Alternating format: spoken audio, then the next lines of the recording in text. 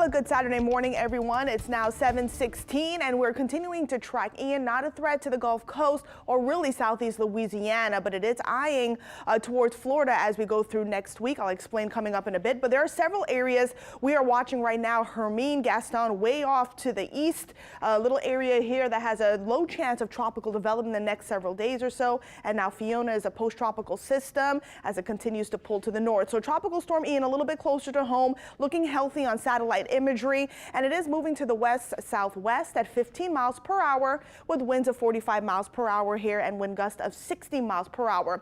Now it's about 300 miles south-southeast of Kingston, Jamaican, and here's the latest track from the National Hurricane Center, which just came out.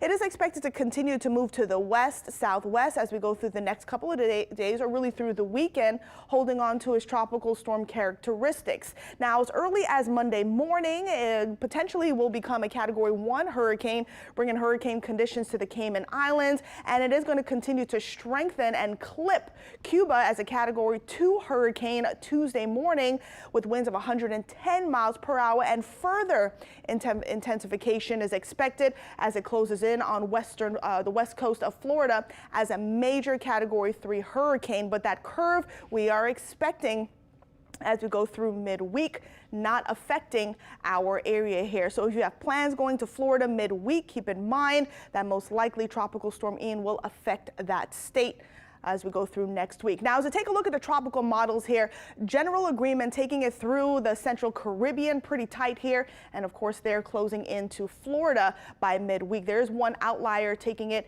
into central Gulf of Mexico, but as of right now, the tropical models are in pretty good agreement there. I do want to mention, as we take a look at the ocean heat content, that Tropical Storm Ian is expected to go over the loop current briefly. That's why further intensification is expected there as it closes in on western Florida. Also, as we take a look at the upper dynamics here, the upper level dynamics, here's Tropical Storm Ian. It is surrounded by a little bit of dry air, or running into a little bit of dry air, but the convection is so compact, it's not really affecting that storm, and it's running into a little bit of northerly wind shear. But this dry air here in the central Caribbean is expected to thin out. That's why further intensification or strengthening is expected. So we'll be moving into a very favorable environment as we go through the weekend. Real quick, what's going on with post-tropical Fiona? It made landfall along Nova Scotia during the overnight hours, and you can see the convection is displaced. A heavy rain to portions of Canada is expected in the next couple of days or so, and it is expected to continue to move to the north at 23 miles per hour. There it is, moving to the north at 23 miles per hour.